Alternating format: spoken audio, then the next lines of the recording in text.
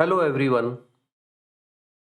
I'm going to discuss in this lecture basic definitions related to relay, key functions of relays, how does a relay work,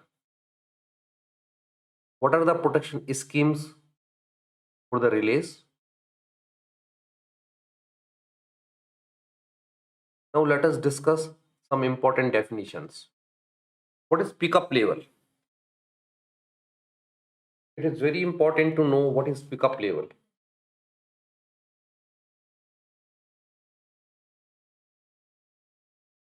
Actually, the value of actuating quantity like either current or voltage, power or any other which is on the threshold above which the relay operates is known as the pickup value.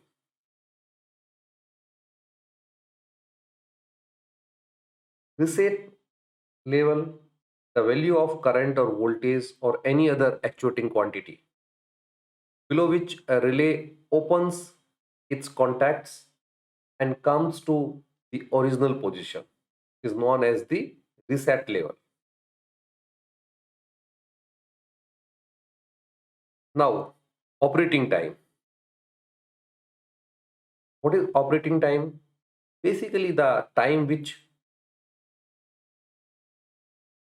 elapses between the instant when the actuating quantity exceeds the pickup value to the instant when the relay contacts closed. So this duration is known as operating time. Reset time. This time is basically the time elapsed between the instant when the actuating quantity becomes less than the reset value to the instant when the reset contact returns to its normal position is known as reset time. Now come to primary relays. Basically the relays which are directly connected in the circuit which is to be protected is known as primary relays. Secondary relays, the relays which are connected to the circuit which is to be protected through either current transformer or potential transformer or both is known as the secondary relays.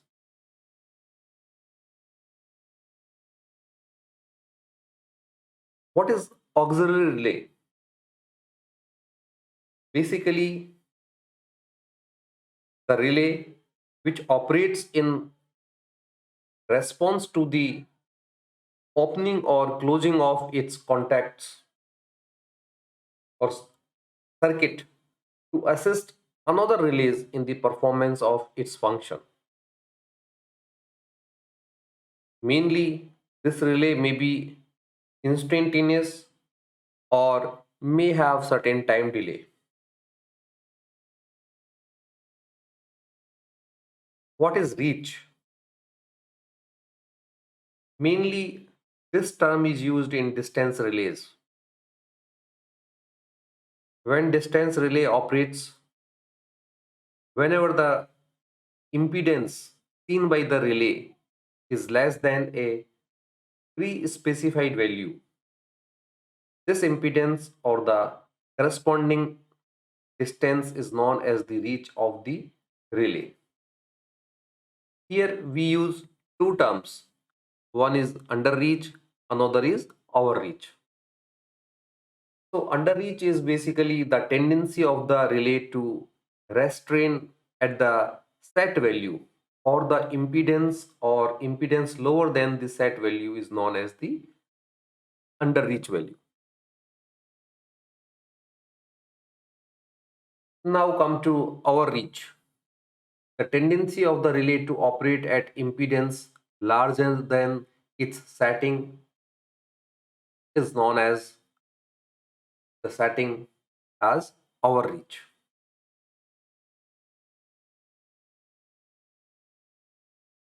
Basically, this flow chart gives an idea how does a relay work. Let us take up an example. In this diagram, we have this spring and this moving armature is pivot at this point. Here we have an electromagnet which is energized by current, and this current may be the current through the load or of the secondary winding of the CT. Then here we have moving contact or secondary, basically uh, these are the fixed contacts. So if current crosses certain value in this circuit, so the torque applied on this armature exceeds the torque applied by this spring, so that this moving armature comes in the contact of these fixed points, and the signal is sent to the trip circuit. So this way basically relay works. Although there are many types of relays and they all are different in their working.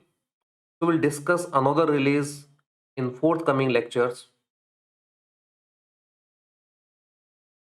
These are some key functions of a relay: dependability, security, speed of operation, selectivity, single failure criteria. It is very interesting to know these are very much interrelated to each other.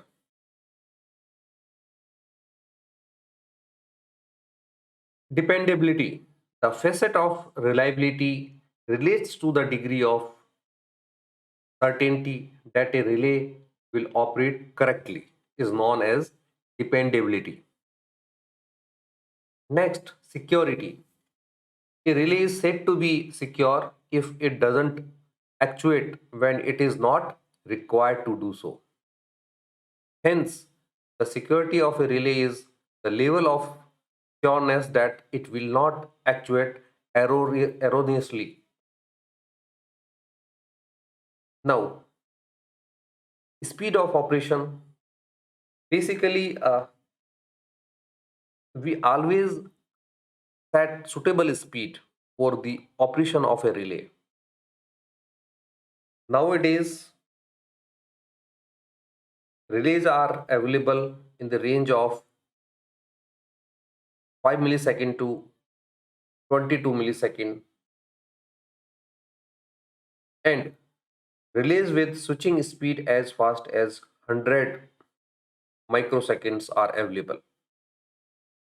So, utility engineer has to decide suitable speed, and he has to set for the speed which is desirable for a particular fault. Now come to selectivity. Basically, selectivity of a relay to work in a correct time and a correct order without any overlapping coordinations is known as the selectivity condition. Last point here is single failure criterion.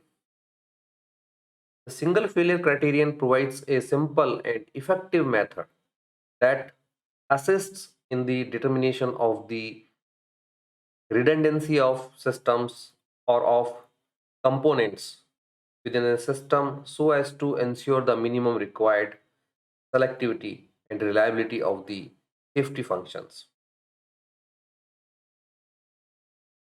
There are two protection schemes. One is primary, another is backup.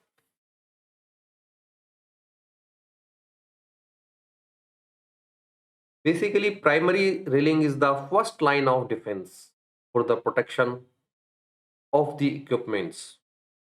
whereas the backup protection relaying works only when the primary relaying equipments fail, which means backup relaying is, of course, having slow response.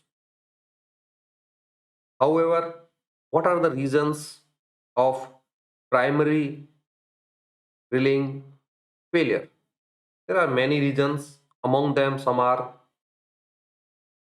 protection relays, movement mechanism fails. Another place is circuit breaker. Third place is tripping part of DC supply or current and voltage supply to the relays. So there are many reasons of failure, but basically depends on the system conditions.